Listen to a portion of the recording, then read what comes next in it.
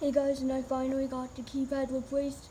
It was replaced yesterday, but there's the new 878 Max with the hanging for this post, as you can hear and see. But it's the same as the 877 Max. But I'll show you the old keypad. Here it is. I lost this cover, but I took out the battery. I tried to unprogram it, but it wasn't working. I tried twice, and it didn't work. So I hope you guys enjoyed the video. Don't forget to comment, like, and subscribe, and I will see you in the next video.